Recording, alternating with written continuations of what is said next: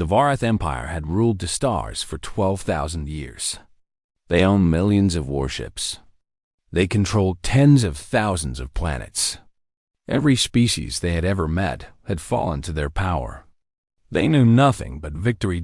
So when their long-range sensors found a small blue planet with primitive creatures living on it, Emperor Kazareth, the Undying, saw no reason for concern. These beings had barely reached their own moon. They were nothing. They would become slaves like all the others. He ordered his third fleet to take Earth. Admiral Vexis led the attack force. She commanded 40 massive dreadnoughts, 200 cruisers, and 1,000 smaller ships.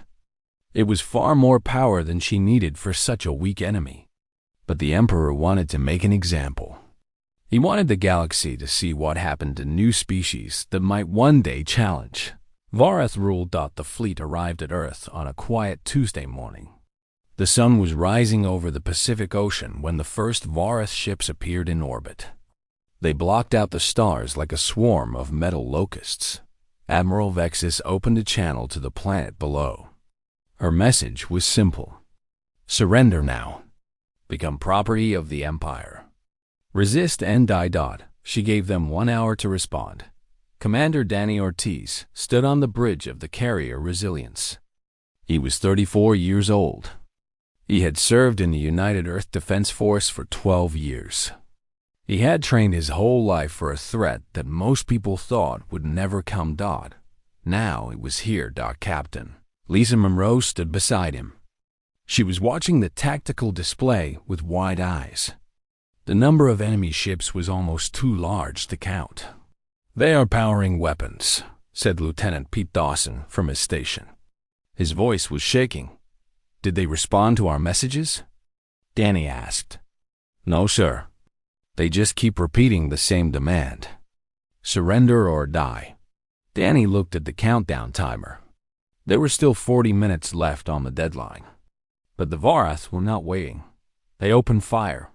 The first plasma beams hit Buenos Aires at 7:23 in the morning local time. The city had 12 million people. In 3 seconds, there were none. The beam cut through buildings and streets, and people like they were made of paper. A cloud of ash and fire rose into the sky where a great city had stood. Then Lagos was hit. Then Mumbai. Then Sydney. Then Berlin. Across the world, people looked up at the sky and saw death raining down. They ran. They screamed. They prayed. None of it mattered. The Varth kept firing. Danny watched the destruction on his screens. His hands were gripping the rail so hard that his knuckles had turned white. His sister Maria lived in Buenos Aires. She had 2 children. Danny had been planning to visit them next month. Now they were gone. Something changed in Danny at that moment. The fear that had gripped him melted away. In its place came something cold and hard and terrible. It was not anger. Anger was too hot, too wild. This was different. This was purpose. "Sir," Lisa said quietly, "General Simmons is on the line." Danny took the call. General Hank Simmons was the commander of all Earth Defense Forces. He was an old soldier with gray hair and eyes that had seen too much. "Commander Ortiz," the general said, "Project Blackout is now active. You have new orders." Danny listened as the general explained. And for the first time since the attack began, he felt something like hope. The Varth had studied humanity from far away. They had watched for years. They had seen chemical rockets and fragile space stations. They had seen a species that could barely leave its own planet. What they had not seen were the secrets. 70 years ago, the first alien craft had crashed on Earth. The governments of the world had hidden it. They had studied it. They had learned from it. And they had built new things. Terrible things. Things that were hidden in the deepest bunkers and highest mountains and darkest oceans. Now those things came out of hiding. Satellites that looked like simple communication relays suddenly powered up. Their surfaces opened to reveal weapons that humanity had never officially invented. Hidden bases on the far side of the moon activated for the first time. Ships that no civilian had ever seen launched from. Underwater hangars around the globe. The Varth were still firing at cities when the first human weapons struck back. A single beam of light shot up from the Rocky Mountains. It crossed the distance to orbit in less than a second. It hit a Varth dreadnought directly in the center of its hull. The massive ship exploded. Admiral Vexus stared at her display. One of her dreadnoughts was gone. Just like that. One moment it was there. The next it was a cloud of burning metal. What was that? She demanded. Their technology is primitive. They cannot possibly have weapons that can. Another explosion. Another dreadnought died. Then another. And another. The human fleet rose from Earth like angry wasps defending their hive. They were smaller than the Varth ships. They were fewer in number. But they were fast and they were deadly. And they were very, very angry. Danny led the Resilience into battle. His ship was one of the largest in the human fleet. It carried fighters and bombers and weapons that the Varth had never imagined. Target the nearest dreadnought, Danny ordered. All weapons fire. The Resilience struck with everything it had. Plasma beams and missiles and things that had no names yet tore into the enemy ship. The Varth vessel tried to return fire, but its weapons were slow and clumsy compared to the human attacks. The dreadnought broke apart in a ball of flame dot all across the battle. The same scene played out. The Varth had numbers. But humanity had surprise and rage and 70 years of secret preparation. Admiral Vexus watched her fleet dying around her. She could not understand what was happening. These creatures were supposed to be primitive. They were supposed to surrender. They were supposed to be afraid. Instead, they were winning. We must retreat, her second officer said. We must warn the Emperor.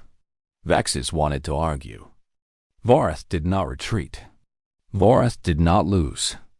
But as another explosion lit up the darkness of space, she knew she had no choice. All ships, she ordered, jump to faster than light. Return to the Empire.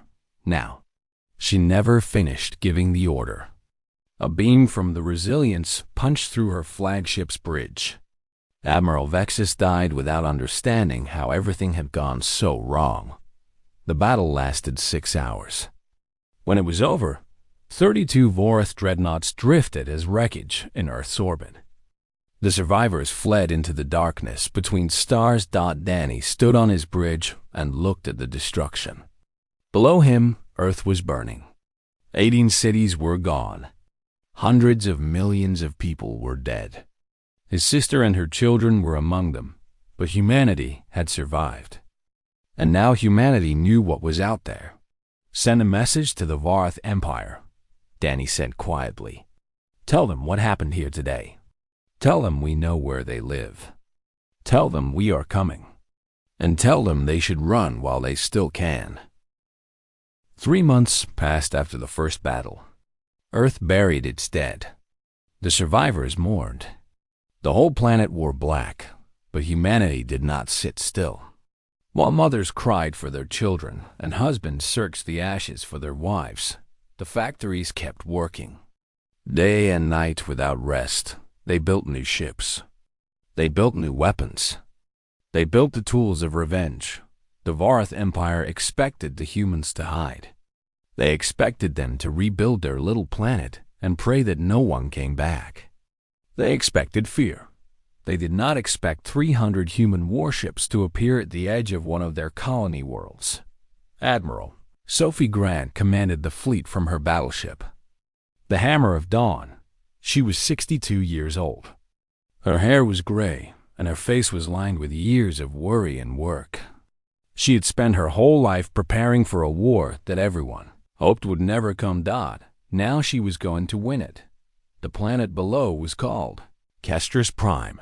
5 billion Varth lived there. It was a rich world with green forests and blue oceans. From space, it almost looked like Earth. Commander Kyle Huang stood at the tactical station. He had been counting enemy ships for the past hour. "Admiral," he said, "the Varth defensive fleet is moving to meet us. About 500 vessels. Mostly cruisers. Some dreadnoughts."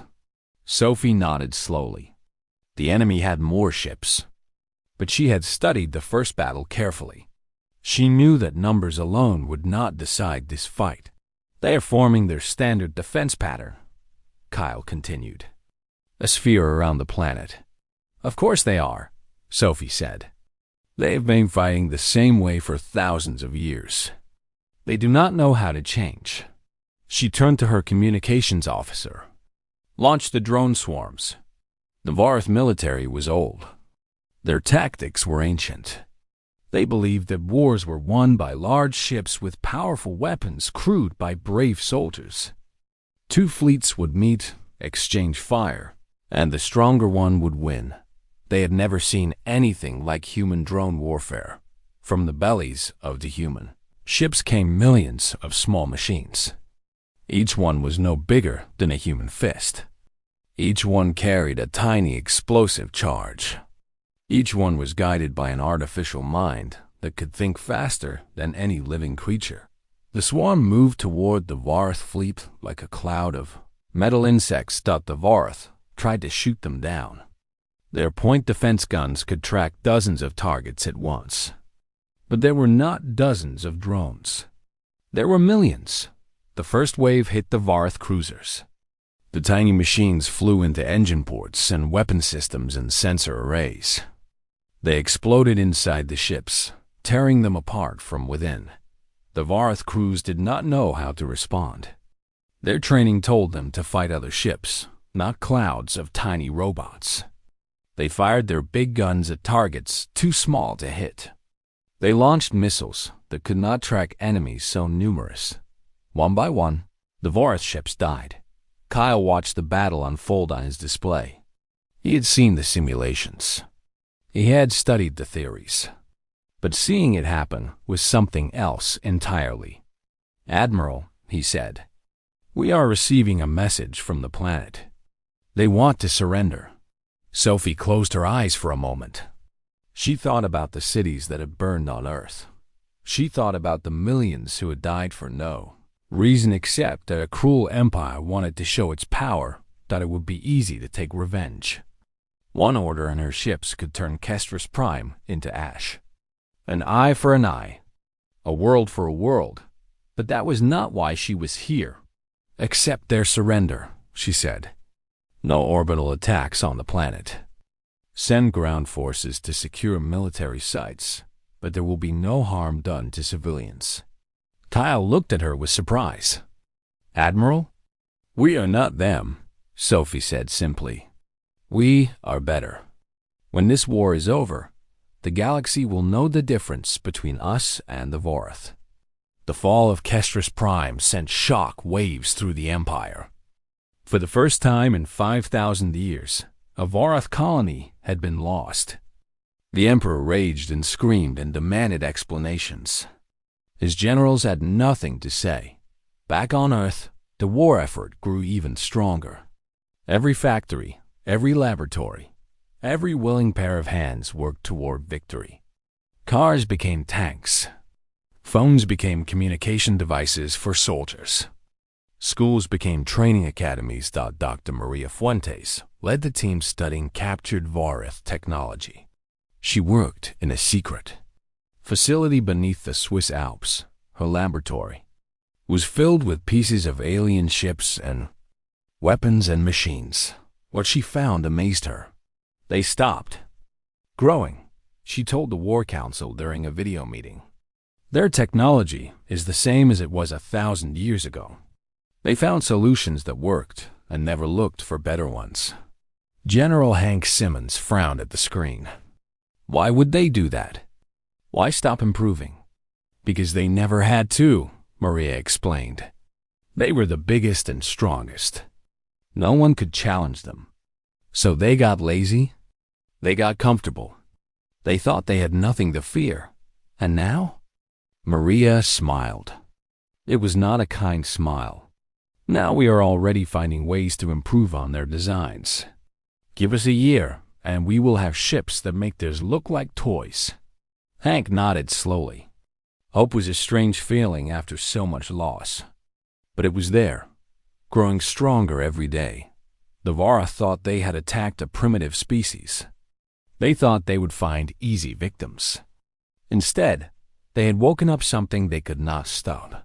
Across the galaxy, word began to spread. The Masters could be beaten. The invincible empire was not so invincible after all. On a dozen worlds, slaves whispered to each other in the darkness. They spoke of the humans who had done the impossible. They wondered if freedom might finally be within reach. And in the void between stars, human ships hunted for their next target. The war had just begun. Humanity had a lot of ground to cover, but they were not afraid. Not anymore. The Varth had taken that fear away when they burned those first 18 cities. Now there was only determination. Only purpose. Only the cold, hard will to make sure that what happened to Earth would never happen to anyone else. Admiral Sophie Grant stood on her bridge and watched the stars. Somewhere out there, the Varth Emperor was trying to understand what had gone wrong. Somewhere out there, billions of slaves were hoping for rescue. She would not disappoint them. Set course for the next target, she ordered. The hunt continues. 1 year after the war began, humanity had freed 37 Varth colony worlds. The strategy was always the same. Human ships would appear without warning. They would destroy the military forces. They would land troops to secure important locations. And then they would do something that no conqueror in galactic history had ever done. They would leave. Every world that humanity freed was given a choice. They could govern themselves. They could join a new alliance of free peoples. Or they could simply be left alone to find their own path. The Varth had never given anyone a choice. For 12,000 years, they had taken what they wanted. They had killed those who resisted. They had enslaved those who survived. The idea that someone might fight and win and then just walk away was beyond their understanding. But it was not beyond the understanding of the enslaved. Captain Marcus Young led a special team called the Liberators. Their job was to find resistance movements on Varth-controlled worlds and help them fight back. They brought weapons. They brought training. Most importantly, they brought hope. On the factory world of Nexer, Marcus met with a being named Zinthara. She belonged to a species called the Krull. They were tall and thin with blue skin and 4 eyes. The Varth had enslaved them 800 years ago. Zinthara sat across from Marcus in a hidden basement beneath a ruined building. Her 4 eyes studied him carefully. She had never met a human before. She had only heard stories. "You truly mean to free us?" she asked. Her voice was soft, but there was steel beneath it. "Not just take us for yourselves?" Marcus shook his head. "We do not want slaves. We want friends, allies, people who will stand with us because they choose to, not because we force them." "This is strange to me." "I know. The Varth taught you that power means taking. We believe power means giving." Zinthara was quiet for a long moment. Around her, other Krull watched and listened. They had been waiting 800 years for this moment. They had almost given up hope that it would ever come. "What do you need from us?"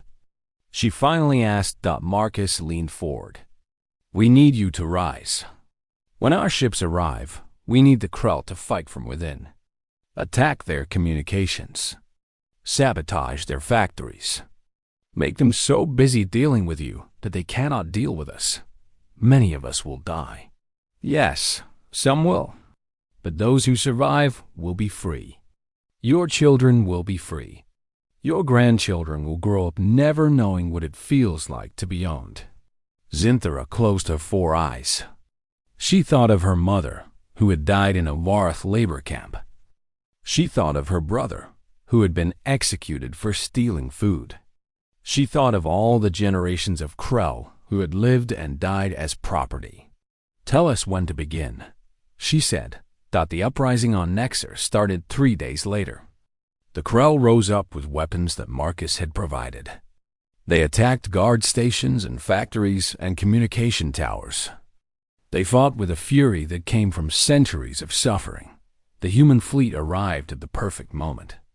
The Varth were so busy trying to crush the rebellion that they could not organize a proper defense. Their ships were out of position. Their commanders were confused. Admiral Sophie Grant led the attack personally. Her fleet cut through the Varth defenses like a knife through water. By the time the sun set on Nexer's capital city, the Varth flag was burning in the streets. Similar uprisings happened on dozens of other worlds. The Varth found themselves fighting not just humanity, but their own former slaves. Every cruel thing they had done for 12,000 years was coming back to haunt them. Emperor Khazrith sat on his throne and watched his empire crumble. He was the undying, the eternal, the master of all stars. But now his stars were falling one by one. His advisors told him to negotiate. They said the humans might accept peace if the empire gave up some territory. They said that half an empire was better than no empire at all. Khazrith refused. He would not bargain with animals. He would not surrender to creatures who had been living in mud huts while his ancestors ruled the galaxy. Instead, he ordered the construction of a super weapon. The stellar igniter was designed to destroy entire star systems. It would gather energy from a sun, focus it into a beam, and fire it at another sun. That sun would then explode, wiping out every planet around it. With this weapon, Khazrith could end the war in a single stroke. He could destroy Earth and every human who ever lived. He could burn the rebel worlds and remind the galaxy what happened to those who defied the Varth. The weapon was built in the most secure system in the Empire. 10,000 ships guarded it. The best engineers in the galaxy worked on it day and night. But humanity had spies everywhere now. The enslaved peoples they had freed were eager to help their liberators.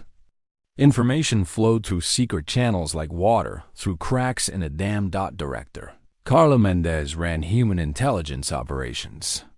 She was a small woman with sharp eyes and a mind that never stopped working. When her agents brought her news of the stellar igniter, she felt ice form in her stomach.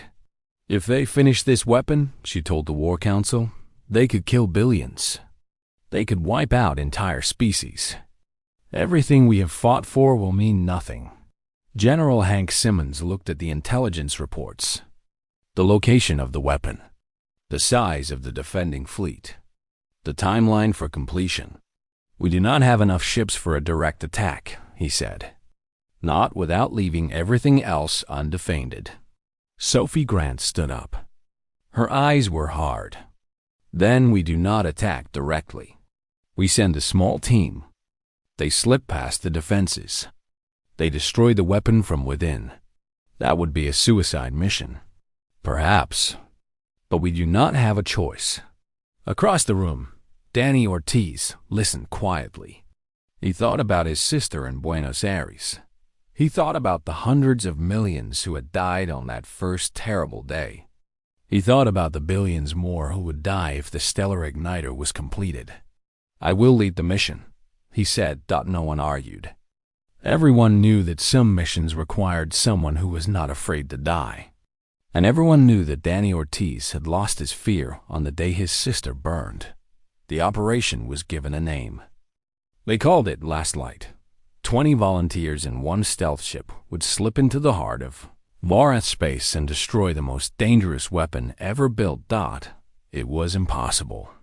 It was crazy. It was exactly the kind of thing that humans did best. The ship was called the Whisper. It was the most advanced vessel humanity had ever built. Its hull was covered with special materials that absorbed sensor signals. Its engines ran so quietly that even the best instruments could not detect them. To the Varth, it would be invisible. 20 people volunteered for the mission. Danny Ortiz picked each one personally. He chose soldiers who had nothing left to lose. Men and women who had watched their families die in the first attack. Warriors who had already made peace with death. Lisa Monroe was the first to volunteer. She had been at Danny's side since the beginning. She had watched him change from a scared young officer into something harder and sharper. She would not let him face this mission alone. The Whisper launched from a hidden base on the dark side of the moon. No crowds gathered to watch. No speeches were made. The 20 volunteers simply walked onto their ship, sealed the doors, and flew into the darkness. The journey took 2 weeks. They crossed through Varth space like ghosts, moving only when patrols were far away, hiding behind asteroids and dead moons when sensors swept too close. Danny barely slept during those 2 weeks. He spent his nights staring at the tactical displays, memorizing every detail of the weapon they were sent to destroy. The stellar igniter was the size of a small moon. It had power collectors that spread out like metal wings. It had focusing arrays that could aim energy beams across light years. It was beautiful in a terrible way. A masterpiece of destruction. On the 14th day, they reached their destination. The construction facility floated in space like a metal monster. Around it orbited thousands of Varth warships. Defense platforms with massive guns watched every approach. Sensor arrays scanned constantly for any sign of enemy activity. Pete Dawson studied the data from his station. His face was pale. There is no way through. They have overlapping patrol patterns. Energy shields. Gun platforms. We cannot get close enough to attack. Danny looked at the display for a long time. He had known this would be difficult. He had not expected it to be impossible, but nothing was truly impossible. He had learned that lesson on the day humanity beat the Varth fleet above Earth. We do not attack from outside, he said finally. We go inside. The plan was simple in concept and insane in execution. The Whisper would disguise itself as a Varth cargo ship. They would claim to be carrying essential materials for the weapon's construction. Once inside the facility, they would plant explosive charges at critical points and escape in the chaos. Lisa shook her head slowly. And if we cannot escape? Danny met her eyes. Then, we make sure the weapon cannot escape either. They spent 3 days preparing.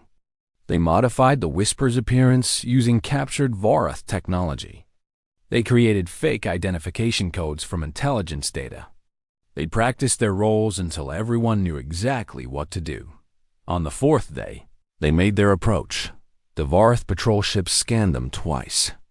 Danny held his breath both times. If their disguise failed, if even one detail was wrong, they would be destroyed in seconds. But the disguise held. The Varth were arrogant even now. They could not imagine that humans would be bold enough to fly directly into their most protected installation. The Whisper docked at a cargo bay on the facility's outer ring. Danny led his team out through an airlock and into enemy territory. The hallways were built for Varth, who were larger than humans. The ceilings were high. The doors were wide. Everything smelled strange, like metal and ozone and something else that had no name. Danny split his team into 3 groups. He and Lisa would attack the weapon's power core. Marcus Young led a second team to the control center. Sergeant Beth Carson took the 3rd team to destroy the communications array. We have 90 minutes, Danny told them. After that, our window closes and escape becomes impossible. Do your jobs. Plant your charges. Get back to the ship.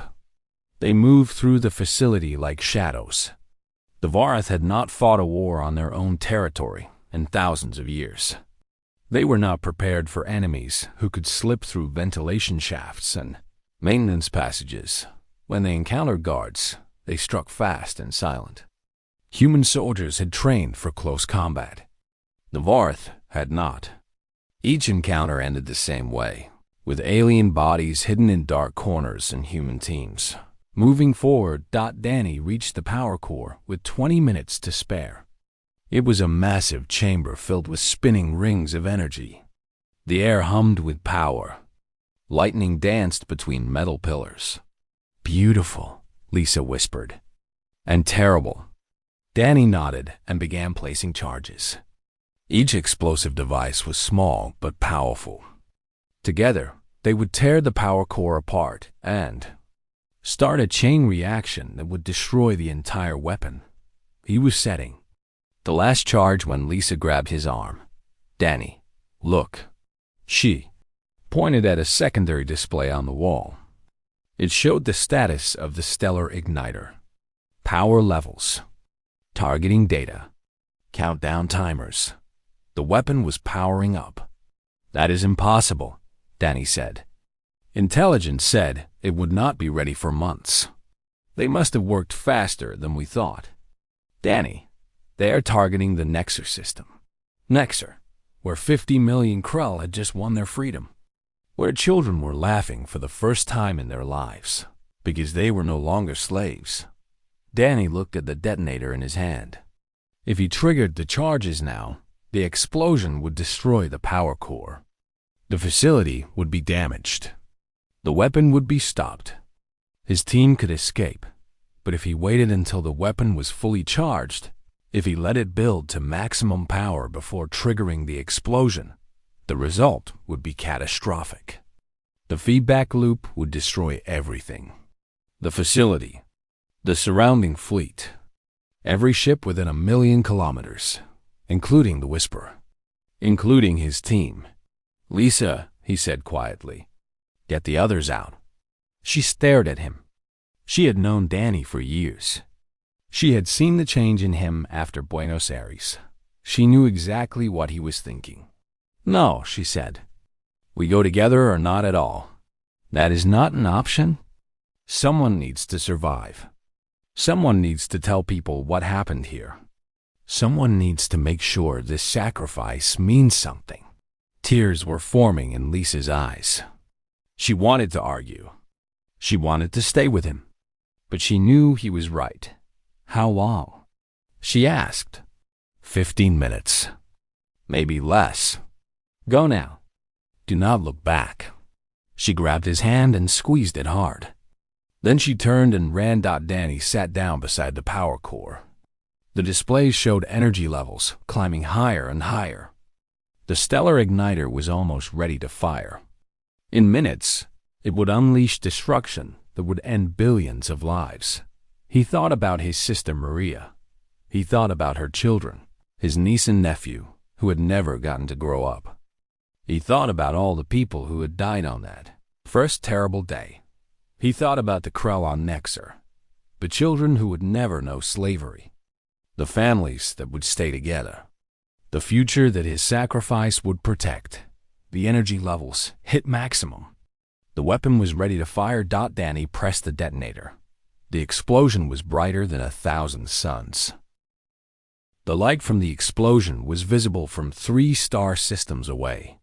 People on distant planets looked up at the sky and saw a new star appear, burn bright, and then fade into nothing. The stellar igniter was gone. The construction facility was gone. Every Varth ship within 2,000,000 kilometers was gone. 10,000 warships, the largest fleet the Empire had assembled in centuries, had vanished in a single flash of light. And with them went the last hope of the Varth Empire. Lisa Monroe watched the explosion from the Whisper. She had escaped with seconds to spare. The shockwave from the blast had nearly torn her ship apart. 3 of her crew had died when the hull breached. But the rest had survived. Danny had not. She pressed her hand against the observation window as the light faded. Somewhere in that expanding cloud of debris and energy, the man she had followed into battle 100 times was now dust and atoms. "Thank you," she whispered, "for everything." News of the destruction spread across the galaxy like wildfire. The Varth's ultimate weapon was gone. Their largest fleet was destroyed. Their ability to threaten humanity had ended. Within weeks, The empire began to collapse. Colony worlds that had been loyal for thousands of years declared independence. Military commanders who had once obeyed without question now refused to follow orders. The slave races that the Varth had oppressed for so long rose up in countless rebellions. Emperor Khazrith the Undying watched his empire crumble from his throne room on the capital world. His generals told him to flee. His advisors told him to negotiate. His family told him to surrender. He refused to do any of these things. He was the master of all stars. He would not bow to animals. In the end, his own guards dragged him from his throne. They handed him over to a mob of freed slaves who had broken into the palace. What happened next was not recorded, but the screams could be heard for hours. The war was over. Humanity had won, but victory brought new challenges. The galaxy was suddenly full of broken worlds and traumatized peoples. Power vacuums appeared everywhere. Some voices in the Earth government said that humanity should fill those vacuums. They said that humans should become the new rulers. The new empire. Admiral Sophie Grant stood before the United Earth Council to argue against this. "We could rule them," she admitted. "We have the power. We have the technology. We could become what the Varth were and probably do it better." She looked around the chamber at the faces of humanity's leaders. Men and women who had guided their species through the worst crisis in its history. But is that who we want to be? She let the question hang in the air. We fought this war because they attacked us. We won because we were better. Not just at fighting, but at everything. At thinking. At adapting. At inspiring others to join our cause. If we become conquerors now, we lose everything that made us special. The debate lasted for weeks. In the end, humanity chose a different path. They called it the Galactic Cooperative. It was a voluntary alliance of free peoples. Any world could join. Any world could leave. There would be no masters and no slaves. Only partners working together for common goals. Humanity took a leading role in the cooperative. Not as rulers, but as guides. They shared their technology freely. They helped rebuild destroyed economies. They defended those who could not defend themselves. It was not perfect. Nothing ever is. There were arguments and disagreements and sometimes violence. But it was better than what had come before. It was hope given form. 1 year after the war ended, a memorial was built on Earth. It stood in the ruins of Buenos Aires, which was being rebuilt around it. Walls of black stone stretched for miles, covered with the names of everyone who had died.